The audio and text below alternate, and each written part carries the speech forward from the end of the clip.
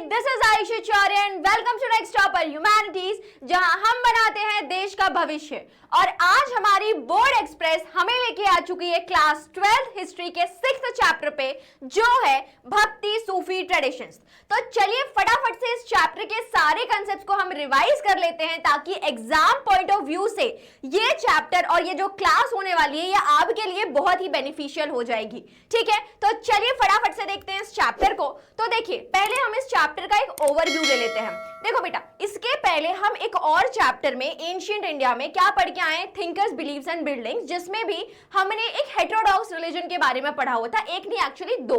ठीक है, तो जैनिज्म और बुद्धिज्म के बारे में हमने पढ़ा हुआ था। ये देखा था कि भाई ये दोनों रिलीजन इसलिए ही शायद समाज में कहीं ना कहीं उनका इमर्जेंस हो रहा है, क्योंकि जो ब्राह्मणिकल रिलीजन है, ये जो ब्राह्मणिकल सिस्टम है, वो धीरे धीरे बहुत ज्यादा रिजिड हो रहा है, और जिसके कारण समाज के जो दूसरे वर्ग हैं, जैसे कि अगर हम बात करें वैश्य की, शूद्र की, फीमेल्स की, तो उनको कहीं ना कहीं क्या किया जा रहा था, साइडलाइन किया जा रहा था। वैसे ही अब हम देखेंगे कि जो हमारा रिलीजन है, जो ब्राह्मणिकल रिलीजन है, उसका और धीरे धीरे यहाँ पे क्या हो रहा है, हम इवोल्यूशन देखेंगे। साथ ही साथ एक और religion which is the advent of Islam, जैसे ही मुस्लिम इन्वेडर्स इंडिया में आते हैं तो उनके साथ इस्लाम धर्म आता है, और वहां पे भी धीरे धीरे क्या होता है, रिफॉर्मेशन हम देखने की कोशिश करेंगे।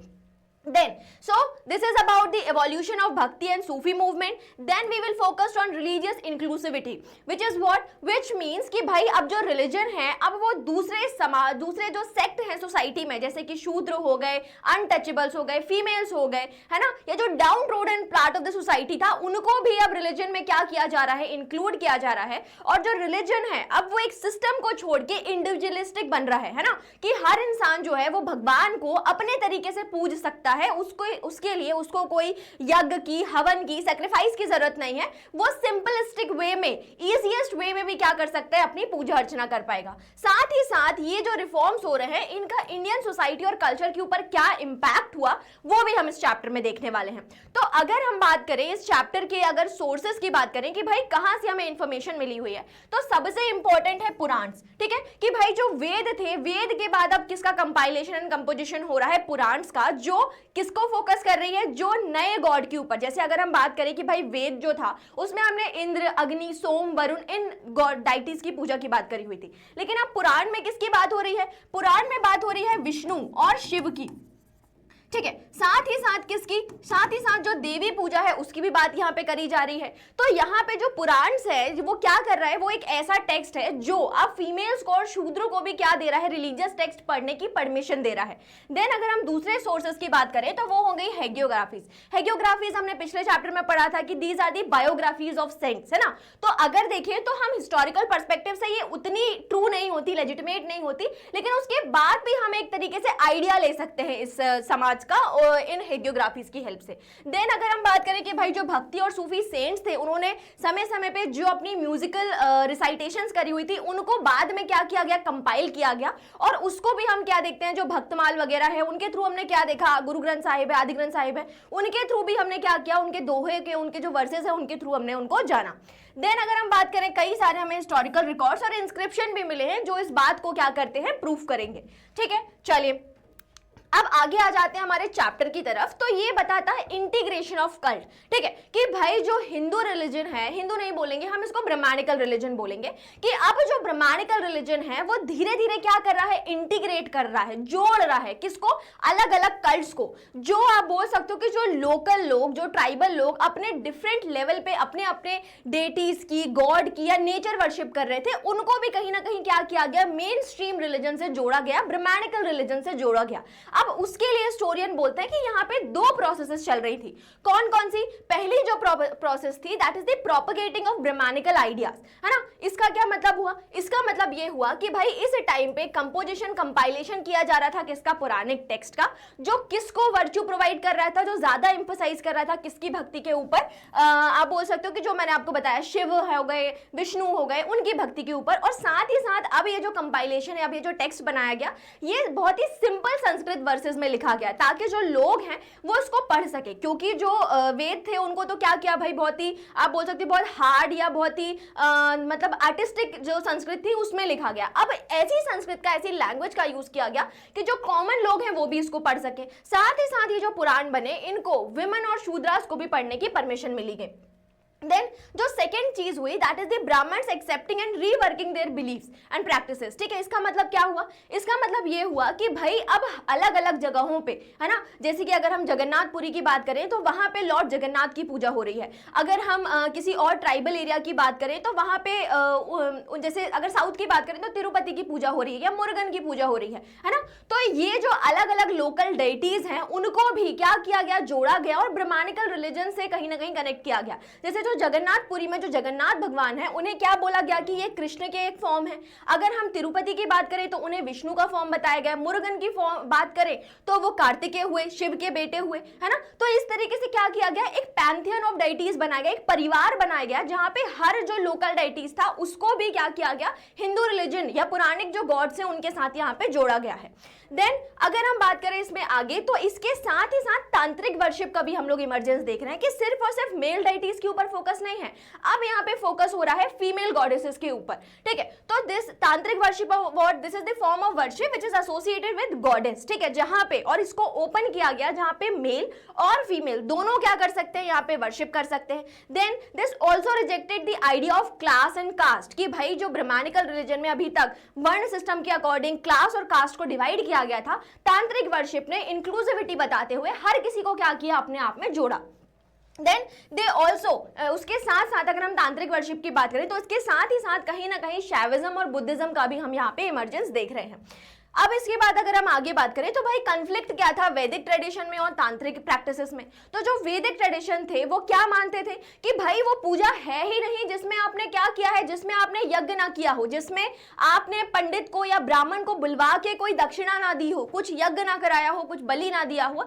तो इन सभी प्रैक्टिसेस को जो वैदिक ट्रेडिशंस थे वो कभी डिवोशन मानते ही नहीं थे, रिचुअल मानते ही नहीं थे। लेकिन वहीं पे अगर हम बात करें किसकी, वहीं पे अगर हम बात करें तांत्रिक ट्रेडिशंस की, तो वो ये बिलीव करते थे कि भाई वेदा तो अपनी जगह है लेकिन वेदास आर नॉट सुप्रीम, वो यार सोल नहीं है कि सिर्फ उनसे ही रिलीजन गाइड करा जाएगा। ठीक है, दे ignore the authority of the Vedas. ठीक है, चलिए अब इसके बाद अगर बात करें कि भाई जो भक्ति ट्रेडिशन आया उसमें जो भगवान थे उनको दो तरीके से पूजा गया।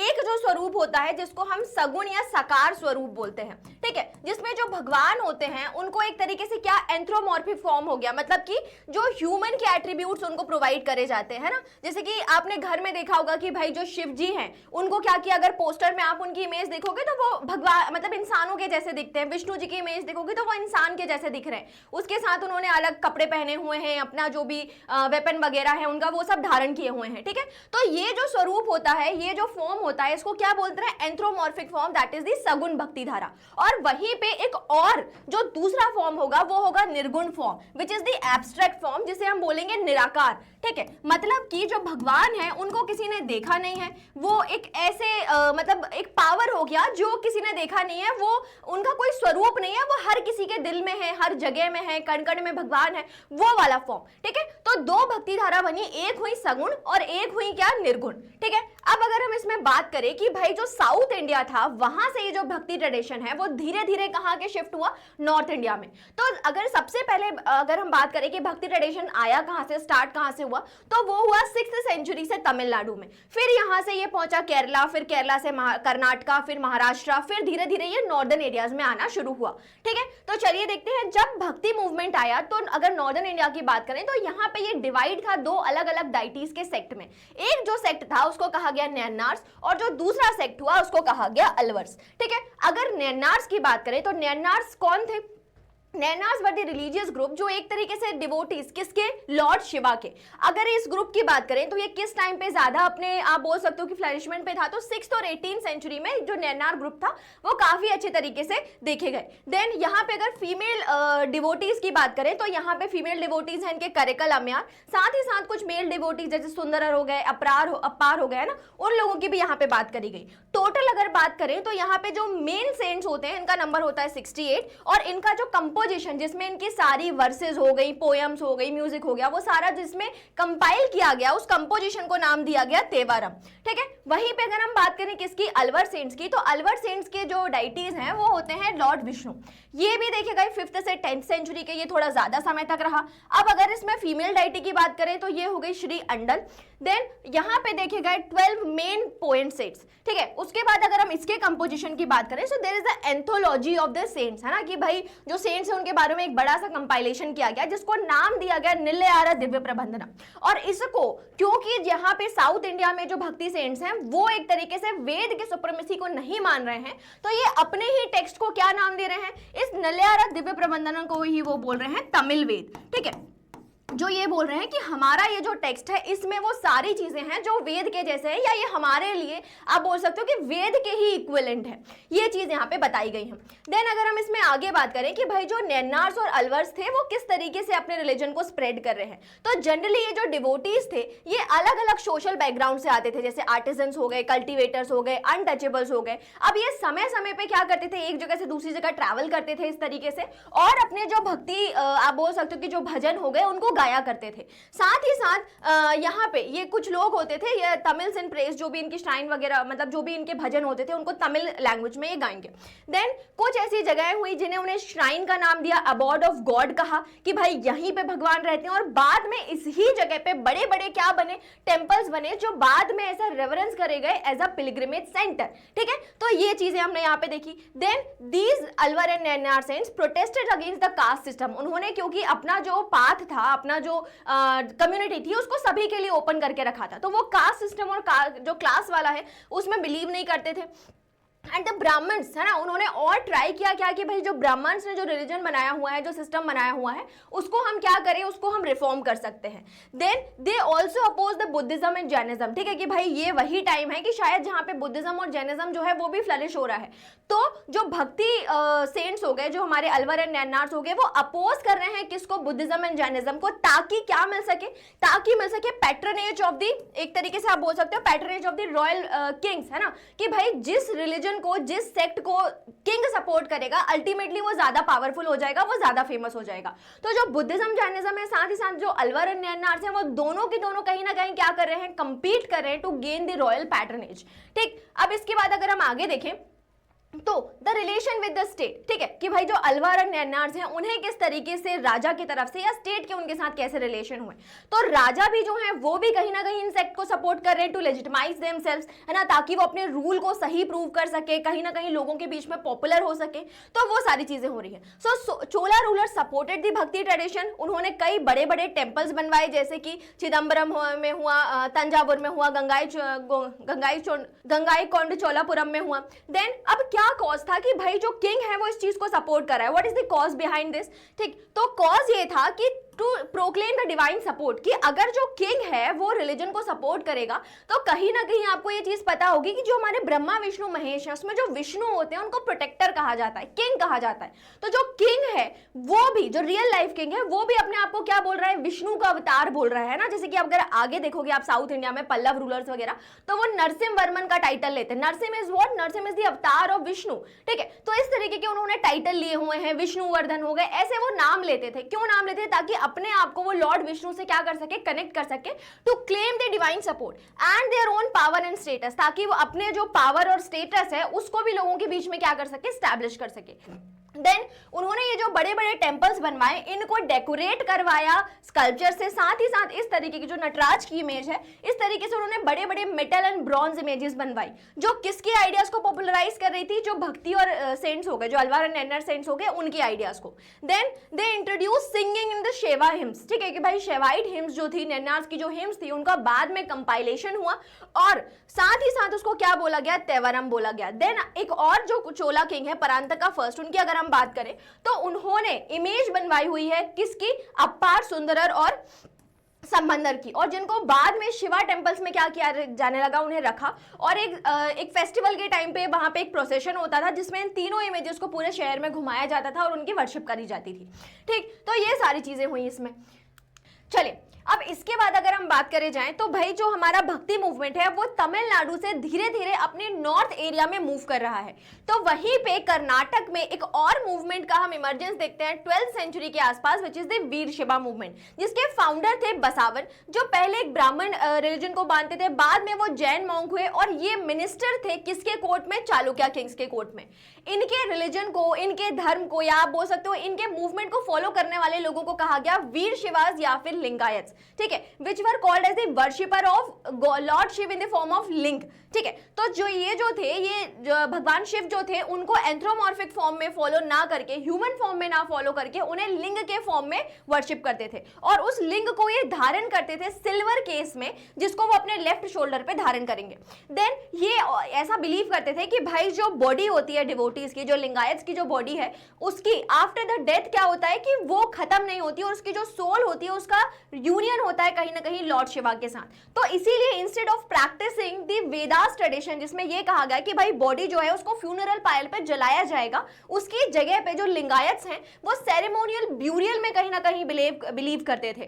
देन अगर हम आगे देखें कि ये जो ग्रुप हुआ, this challenge the caste system. Then उन्होंने एक आइडिया ऑफ पॉल्यूशन जो था, अनटचेबिलिटी से जो पॉल्यूशन का एक आइडिया था, उसको उन्होंने कहीं ना कहीं चैलेंज किया। They also questioned the theory of rebirth, कि क्या सच में पुनर्जन्म होता है जिसके लिए ब्राह्मण्स ने हमें कर्म करवाने के लिए कह रहे हैं। देन यहाँ पे इस ग्रुप के जो फॉलोअर्स हुए, ये जनरली वो ग्रुप थे जिन्हें ब्राह्मणिकल सिस्टम के अकॉर्डिंग मार्जिनलाइज कर दिया गया।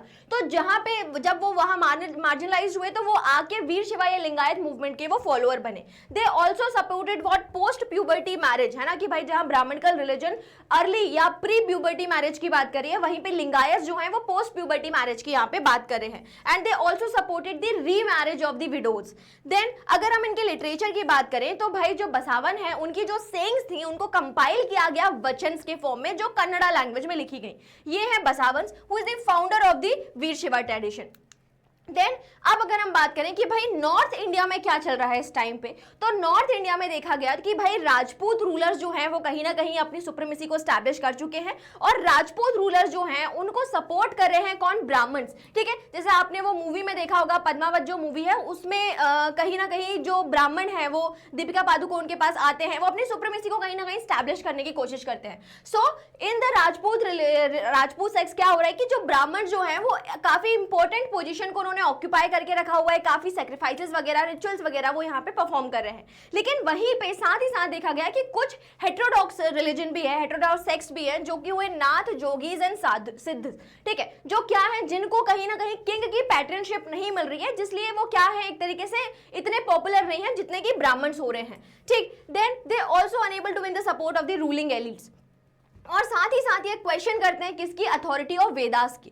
देन अगर हम बात करें कि भाई इसी टाइम पे 13th सेंचुरी में कहीं ना कहीं टर्किश और जो अफगान कॉन्क्वेस्ट है वो इंडिया में हो रहा है और ये जो मुस्लिम रूलर्स आए इन्होंने इंडिया में आके दिल्ली सल्तनत का स्टैब्लिशमेंट करा और अपने साथ जो मुस्लिम रिलीजन है, जो इस्लाम है, उसको ये यहाँ पर लेकर आ रहे हैं। अब जब इस्लाम इंडिया में आया तो इस्लाम के साथ कौन आए? ये जो रूलर्स बने, इनके साथ आए इनके आप बोल सकते हो कि धर्मगुरु, जिनको बोला गया उलेमास। और ये जो उलेमास थे ये इंश्योर करते थे कि भाई जो किंग है, जो सुल्तान है, वो रूल करे अकॉर्डिंग टू व्हाट? वो रूल करे according to the sharia which is the Islamic law, ठीक है। तो उस चीज के लिए कहीं ना कहीं उलेमास को यहाँ पे रखा गया। देन इनके साथ एक और आप बोल सकते हो ये नोशन लेकर आते थे जिसका नाम था जिम्मी। जिम्मी मतलब क्या हुआ कि भाई मुस्लिम इन्वेडर्स जहां जहां भी गए तो वो अपने साथ अपने धर्म को लेकर गए, बट उस चीज को उन्होंने ये बोला कि अगर आप हमें एक टैक्स दोगे विच इज द जजिया, तो अगर आप ये हमें टैक्स दोगे तो हम आपको प्रोटेक्शन भी देंगे, साथ ही साथ क्या करेंगे कि आपका जो धर्म है उसको फॉलो करने की आपको परमिशन भी देंगे। तो अगर हम दूसरे कंट्रीज की बात करें तो वहां पे जिम्मी जो टर्म होता था वो यूज होता था ज्यूज एंड क्रिश्चियन के लिए, और वहीं पे अगर हम इंडिया की बात करें तो इंडिया में जो जिम्मी वर्ड है वो यूज किया गया किसके लिए? हिंदूज के लिए, और हिंदूज से ही क्या किया जाता था? जजिया टैक्स जो होता था वो वसूला जाता था। देन चलिए अब इसके बाद अगर हम देखें कि भाई जब इस्लाम आया तो इस्लाम का जो फेथ था उसमें ये 5 प्रिंसिपल्स के ऊपर ये डिपेंड करता था, उसके ऊपर बेस था। सबसे पहला जो प्रिंसिपल है, दे बिलीव इन मोनोथिज्म या फिर वन गॉड, जो कि थे अल्लाह। और अल्लाह का जो मैसेज था वो आया प्रॉफिट मोहम्मद के through which was called as the messenger, ठीक है, या जिन्हें बाद में शहादा भी कहा गया। देन एक और चीज जो हुई वो था नमाज, प्रेयर, ठीक है, कि भाई दिन में 5 दफा जो है, 5 समय जो है वो आपको क्या करनी होगी, नमाज पढ़नी होगी। देन दे बिलीव इन जकात। जकात इज व्हाट? जकात is a kind of giving arms, मतलब कि दान देना, दक्षिणा देना। उसके बाद बात हुआ स्वाम के ऊपर। स्वाम क्या था कि भाई जब रमजान आएंगे तो रमजान के महीनों में जो फास्टिंग होगी उसको कहा गया स्वाम। देन परफॉर्मिंग द पिलग्रिमेज, जिसको कहा गया मक्का, कि भाई हर जो मुस्लिम है, हर जो इस्लाम रिलीजन को मानने वाला इंसान है, उसको अपने जीवन में एक बार मक्का का लिए क्या करना चाहिए, पिलग्रिमेज करना चाहिए। अब जब इस्लाम आया तो उसने धीरे धीरे इंडिया में आके इंडियन ट्रेडिशन जो लोकल प्रैक्टिसेस थी उसको भी क्या किया, उसको भी कहीं ना कहीं एसिमुलेट करने की कोशिश करी। तो उन्हीं में से एक था खोजा, जो जिन्हें इस्माइल्स कहा जाता था, जिन्होंने जो कुरान था, जो सेइंग्स ऑफ अल्लाह था, उसको क्या किया, जो सेइंग्स ऑफ प्रॉफिट मोहम्मद जो था, उसको उन्होंने जो लोकल लैंग्वेजेस थी उसमें कहीं ना कहीं ट्रांसलेट करने की कोशिश करी, ताकि जो दूसरे लोग हैं वो भी उसको क्या कर सके, पढ़ सके।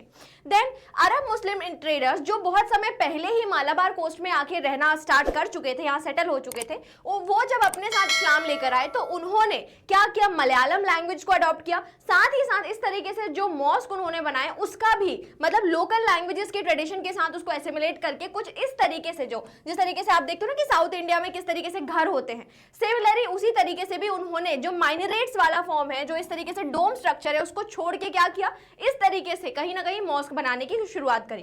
Then they also adopted the matrilineal system, मतलब कि जो लीनिएज था अब वो माता के नाम से, और साथ ही साथ जो नाम हुआ वो भी मैट्रिलोकल कहलाने लगा, ठीक है। देन कुछ ऐसे यूनिवर्सल आर्किटेक्चरल फीचर्स थे जो कहीं ना कहीं इस्लाम में सब जगह फॉलो किए जाते थे, उन्हें यूनिवर्सल ही रखा गया। जैसे कि क्या, जैसे कि ओरिएंटेशन ऑफ द टुवर्ड्स की जो मेका हो गया उसके टुवर्ड्स मॉस्क का ओरिएंटेशन होना चाहिए। प्लेसमेंट ऑफ द मेहराब, ठीक है, मिहराब जो पल्पिट होगा जहां से जो वहां के उनके धर्मगुरु होंगे वो बैठ के सबको उपदेश देंगे। ये जो कुछ यूनिवर्सल फीचर्स थे वो एज इट इज रखे गए, लेकिन उसके साथ ही कहीं ना कहीं वेरिएशन देखी गई in the roofs and building material, जो इस तरीके के मॉस्क में हम लोग देख सकते हैं। देन अगर हम आगे बढ़े तो यहाँ पे देखा जा सकता है कि भाई अब धीरे धीरे जो इस्लाम रिलीजन है वो भी क्या हो रहा है, मॉडिफाई हो रहा है, वो भी धीरे धीरे क्या कर रहा है, रिफॉर्म करने की कोशिश कर रहा है। और उसी का एक एग्जाम्पल क्या हुआ, ग्रोथ ऑफ सूफिज्म। तो यहाँ पे सूफिज्म जो हुआ उसमें ये बोला गया कि Sufis are what, they are the religious minded people. ये रिलीजन से रिलेटेड लोग हैं जिन्होंने क्या किया, इस्लाम को कहीं ना कहीं रिफॉर्म करने की बात करी, और ये बिलीव करते हैं कि हमें कुरान को इंटरप्रेट तो करना चाहिए, लेकिन उलेमास के थ्रू नहीं, धर्मगुरुओं की हेल्प से नहीं, बल्कि किस वजह से, बल्कि होना चाहिए on the basis of a personal experience. ठीक, तो ये इस चीज में बिलीव करने लगे। साथ ही साथ इन्होंने एक चेन बनाई विच इज द सिलसिला। सिलसिला क्या हुआ कि भाई सबसे ऊपर होंगे कौन, अल्लाह, अल्लाह के बाद होंगे प्रॉफिट, प्रॉफिट के बाद होंगे यहाँ पे जो उनके पीर हो गए, ठीक है, जो गुरु हो गए वो, और लास्ट में होंगे कौन, डिसाइपल्स। तो इस तरीके से क्या बनाई गई, इस तरीके से एक चेन बनाई गई जिसको आगे जाके क्या नाम दिया गया, सिलसिला नाम दिया गया। और ये कहाँ सराउंड होते थे, ये जो हॉस्पाइस हो गए, खानका हो गए, उसके चारों तरफ ये जो इंस्टीट्यूशन हुआ ये सेट किया, जिसको कंट्रोल करते थे शेख, पीर या मुर्शिद। ठीक, अब यही जो शेख हैं जिनके पास पावर होगा कि भाई किसको अपना शिष्य बनाना है, किसको अपना मुरीद बनाना है, और साथ ही साथ क्या करना है, उसको बाद में जब शेख की डेथ होगी तो उनके बाद उनका सक्सेसर कौन होगा, उसका पावर भी किसके पास था, शेख के पास ही था। साथ ही साथ they also establish the rule for spiritual conduct, है ना, कि भाई भगवान जो है उनको किस तरीके से आप पा सकते हो, म्यूजिक के थ्रू पा सकते हो, पोइट्री के थ्रू पा सकते हो, मतलब क्या ट्रेडिशन होने चाहिए स्पिरिचुअल कंडक्ट का, वो बताया गया। साथ ही साथ they also maintain the limitation of interaction, कि भाई जो इनमेट्स हैं, जो लेडीज हैं, जो मास्टर्स हैं, उनके साथ साथ किस तरीके का इंटरेक्शन होना चाहिए कंट्रोल्ड वे में, वो बताया गया। अब कुछ जो सिलसिलास थे वो क्या करते थे कि भाई वो स्टेट को सपोर्ट करते थे, जैसे कि हो गए सुरावर्दीज हो गए, नक्शबंदीज हो गए, और कुछ जो थे वो स्टेट से कहीं ना कहीं दूर रहते थे, जैसे कि चिश्तीज। ठीक है, तो इस तरीके से अलग अलग जो हॉस्पाइस थे, अलग अलग जो सिलसिलास थे, वो इस तरीके से यहाँ पे काम करते हुए हमें देखे गए। देन इनके कुछ और टर्म्स के बारे में हम लोग पढ़ लेंगे। तो एक और टर्म है विच इज कॉल्ड दरगाह। दरगाह एक पर्शियन टर्म है जिसका मीनिंग होता है टॉम श्राइन, कि भाई जब जो शेख है उनकी जब डेथ होगी तो डेथ के बाद उन्हें एक टॉम श्राइन में क्या किया गया, उनको वहां पे दफनाया जाएगा। और बाद में जितने भी इस्लाम रिलीजन को मानने वाले लोग हैं, उस सूफी सेंट को मानने वाले लोग हैं, वो सभी इन दरगाह पे क्या करेंगे, पिलग्रिमेज करेंगे, जिसे बोला गया जियारत। ठीक, तो जब भी उस शेख की डेथ एनिवर्सरी होगी, जहां पे उर्स का जो मेला कहा जाता है, ठीक है, तो वहां पे सारे लोग क्या करते हैं, वहां पे उस दरगाह को विजिट करते हैं, जिसे जियारत बोला गया। अब कुछ लोग जो थे वो सूफिज्म को शरिया के लॉ के अकॉर्डिंग मान रहे हैं, तो जिन्हें क्या किया गया, बाशरिया। और कुछ लोग जो हैं वो इस चीज को नहीं मान रहे हैं, शरिया में बिलीव नहीं करते, तो उन्हें क्या कहा गया, बेशरिया। जैसे हो गए कलंदर्स, ठीक है, कि भाई वो शरिया में बिलीव नहीं करते, वो फ्रीयर्स हैं एक तरीके से, है ना, कि भाई कहीं भी घूम रहे हैं, अपने तरीके से अपने रिलीजन को, भगवान को मानने की कोशिश कर रहे हैं। अब इन्हीं कुछ दरगाह में से एक फेमस दरगाह है which is the dargah of Khwaja Moinuddin Chishti, जिसको गरीब नवाज कहा गया है ना, जिसे वो जनरली कई सारे ऐसे सॉन्ग्स है जिसमें जनरली यहाँ पे शूटिंग वगैरह होती है या इनका नाम लिया जाता है। अजमेर में ये दरगाह है, ठीक है। अब पॉपुलर क्यों पॉपुलर हुई भाई ये दरगाह, चिश्तीज और साथ ही साथ जो स्पेशली गरीब नवाज जो हैं वो इसलिए फेमस हुए because he believes in the austerity and piety of the sheikh, है ना, कि भाई ज्यादा आडंबर नहीं करना है, ऑस्टीरियर लाइफ जीनी है, सिंपल लाइफ जीनी है, बिल्कुल एसेंशियल जो चीजें हैं वो रखना है, किसी से बहुत अच्छे कनेक्शन नहीं बनाने हैं, नॉर्मल तरीके से, जिसकी वजह से कहीं ना कहीं लगा लोगों को भी ये लगने लगा कि भाई ये जो शेख हैं, ये जो गरीब नवाज हैं, ये क्या करते हैं, ये किसी के लोभ में आके, किसी के प्रमोशन में आके यहाँ पे अपने लिए काम नहीं कर रहे हैं। Then he also got the patronage of the royal visitors. उनकी जो दरगाह थी, उनका जो वहां था, अजमेर वाला जो एरिया था, वहां पे कई सारे जो सुल्तान थे उन्होंने विजिट किया, जिनमें से सबसे पहले हुए मोहम्मद बिन तुगलक और बाद में अकबर ने यहाँ पे 14 बार यहाँ पे विजिट किया, ठीक। अब और इस एरिया का या इस दरगाह का फेमस होने का एक और रीजन ये भी है कि भाई जो अजमेर है वो लोकेट कर रहा है ट्रेड रूट में, कि भाई दिल्ली से गुजरात का जो ट्रेड रूट है, इस तरीके से अगर आप देखोगे कि यहाँ पे दिल्ली है और यहाँ पे है गुजरात, ठीक है। तो अजमेर से कई बार अकबर जो है वो वहां से गुजरे, जब उन्होंने जब जोधाबाई से उनका विवाह हुआ तब भी, जब गुजरात के ऊपर विजय हासिल करी तब भी, है ना, तो कई बार वो जो थे वो वहां से गुजरे हुए। And this is the dargah of Baba Garib Nawaz, ठीक है। चलिए अब अगर चिश्ती की बात करें कि भाई चिश्तीज इतने पॉपुलर क्यों हुए, क्यों उनको इतना, बाकी जितने भी अगर हम देखें सिलसिलास, तो उनमें सबसे ज्यादा पॉपुलर चिश्तीज क्यों हुए, उनका रीजन हम लोग देखते हैं। तो या इनके जो खानकाज थे, they were the centre of social life, है ना, कि भाई बहुत सारे लोग जो हैं, चाहे वो ले पर्सन हो गए, चाहे वो मॉन्क्स हो गए, चाहे वो सूफीज हो गए, कोई भी हो, हर कोई को वहां पे क्या मिल रही है, जगह मिल रही है। और इवन जब मंगोल्स के इन्वाजन हुआ इंडिया में, तो उस टाइम पे भी बहुत सारे लोगों ने इन खानकाज में ही जाके क्या ली हुई थी, शरण ली हुई थी।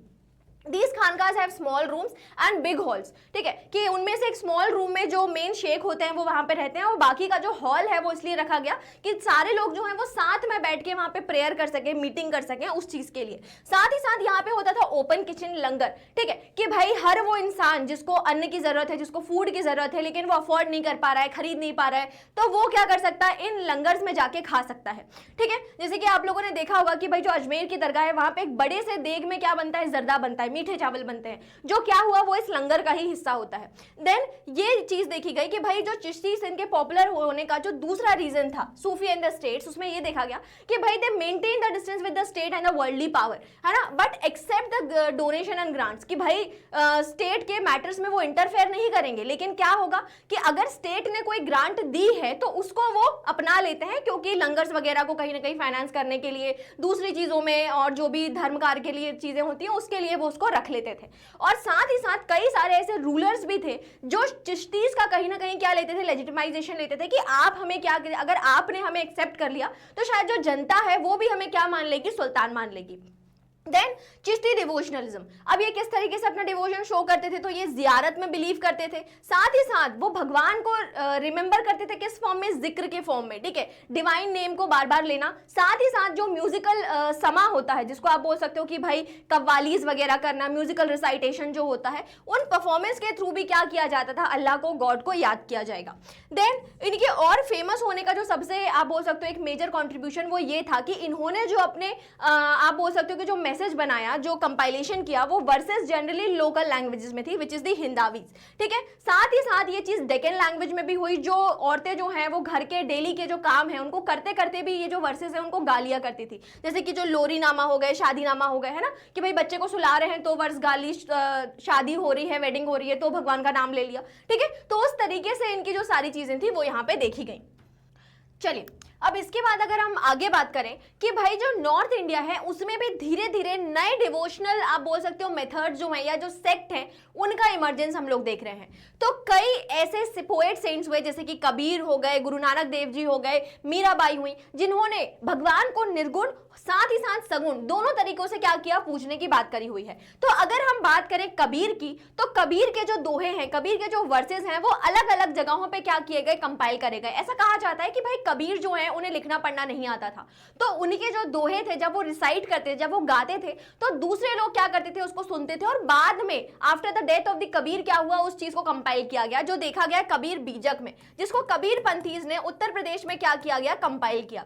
देन बात आती है कबीर ग्रंथावली की, जो दादू पंथ ने राजस्थान में बनाया हुआ था, और आदि ग्रंथ साहिब की, भाई जो सिखिज्म का जो आदि ग्रंथ साहिब था उसमें भी हमें कबीर के दोहे मिलते हैं। अब अगर हम बात करें कि भाई कबीर जो है उनकी टीचिंग्स किन चीजों में वो बिलीव करते थे, तो वो मानते थे मोनोथिज्म में, कि भगवान जो है वो एक हैं, उनके अलग अलग अवतार नहीं है, वो ब्रह्मा विष्णु महेश में शिव ऐसे अलग अलग चीजों में नहीं है, वो एक सुप्रीम पावर है। और इस सुप्रीम पावर के लिए कबीर जो है वो दोनों टर्म्स का, दोनों रिलीजन का क्या करते हैं, उनके टर्म्स यूज करते हैं, जिसको उन्होंने डिनोट किया है कि भाई जो हमारे ईश्वर हैं उन्हें क्या बोला, उन्होंने अल्लाह बोला, उन्हें रहीम बोला, ठीक है। साथ ही साथ उन्होंने कई सारे हिंदू वर्ड्स का भी यूज किया कि भाई राम हो गया, राम रहीम जैसे जो टर्म्स हो गए वो यूज कर लिए, शून्य जैसे शब्द जो योगिक ट्रेडिशन के थे वो उन्होंने यूज करे।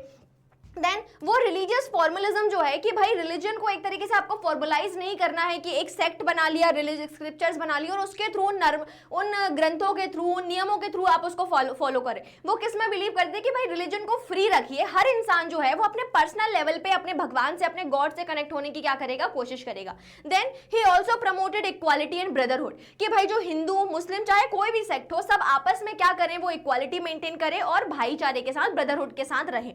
Then he also rejected the superstitions, मतलब कि कोई सेक्रीफाइस करने की जरूरत नहीं है, कोई आडंबर करने की जरूरत नहीं है, भगवान को आप जितने सिंपलिस्टिक तरीके से पूछ सकते हैं उस तरीके से पूछे। चलिए ये पॉइंट रिपीट हो गया इसमें, ठीक है। अब अगर हम बात करें गुरु नानक देव जी की, तो भाई गुरु नानक देव जी का जो बर्थ था वो हुआ ननकाना साहिब में, पंजाब में, ठीक है, 1469 में। अब पहले तो ये आप बोल सकते हैं कि भाई काफी अच्छी एक मर्चेंट फैमिली में उनका जन्म हुआ था, पटवारी बनना चाहते थे, वो अकाउंटेंट बनना चाहते थे, बट धीरे धीरे क्या हुआ, धीरे धीरे उनका जो ध्यान था वो एस्टेटिज्म की तरफ या धर्म की तरफ आगे बढ़ा। तो यहाँ पे जब वो क्या होते थे, जैसा वेंडर जगह जगह घूमते थे और उसके साथ अपनी हिम्स वगैरह कंपोज करते थे, फिर उन्होंने इस चीज के बारे में बात करी। तो ये बिलीव करते थे निर्गुण भक्ति धारा में, इन्हें जो भगवान था उसको वो बिलीव करते थे एब्सोल्यूट या रब में, जिसका ना तो कोई जेंडर है, ना कोई कास्ट है, ना कोई क्लास है, कोई ह्यूमन एट्रीब्यूट नहीं है उनका। और बाद में इनके जो शिष्य आए उन्होंने इनकी जो टीचिंग्स थी उनको आगे लेके गए। तो साथ ही देखें कि इनकी जो हिम्स थी उनको शब्द बोला गया जो पंजाबी में गाई जाती थी। उसके बाद जो गुरु नानक देव जी हैं वो किसी रिलीजन को बनाने में बिलीव नहीं करते थे, वो सिर्फ संगत की बात करते थे कि सभी लोग जो एक ही धर्म को मानते हैं, एक ही गुरु को मानते हैं, वो सभी एक साथ आके क्या करें, अपने भगवान की पूजा करें, अपने गुरु को रिमेंबर करें। तो उसके बाद जब इनके अलग अलग शिष्य आए, जैसे गुरु अंगद देव आए, ठीक है, उन्होंने गुरुमुखी जो लिपि है उसका इन्वेंशन किया। उसके बाद गुरु रामदास आए, गुरु अर्जुन दास आए, जिन्होंने क्या किया, आदि ग्रंथ साहिब का कंपाइलेशन किया, जिसमें उन्होंने अलग अलग जो सेक्ट है, जैसे दादू पंथ हो गए या और भी जो लोग हैं, बाबा फरीद वगैरह हो गए, उन सभी के जो दोहे थे, अच्छी बातें जो थी, उन्होंने उसमें कंपाइल करा। बाद में आए गुरु तेग बहादुर, जिनको जो शाहजहां थे उन्होंने उनका मतलब मार दिया था, सर कलम कर दिया था। तो बाद में कहीं ना कहीं जो सिखिज्म था उसमें मिलिटेंसी का हमने देखा कि इमरजेंस हुआ, जो हुआ गुरु गोबिंद सिंह से। और जो गुरु गोबिंद सिंह थे उन्होंने पंजाबियों में, सिख में कहीं ना कहीं जो पंच ककार था कि केश, कड़ा, कृपाण, कच्छा, ठीक है, कि ये जो पंच ककार है इनको कहीं ना कहीं असिमिलेट करने की कोशिश करी कि अब सिख जो है वो अपने आप को किस तरीके से प्रोटेक्ट भी कर सकते हैं। तो ये सारा सिखिज्म के बारे में बात हुई। अगर हम बात करें मीराबाई की, तो मीराबाई प्रिंसेस थी मेवाड़ की, जिनकी बाद में शादी हुई राणा सांगा के परिवार में।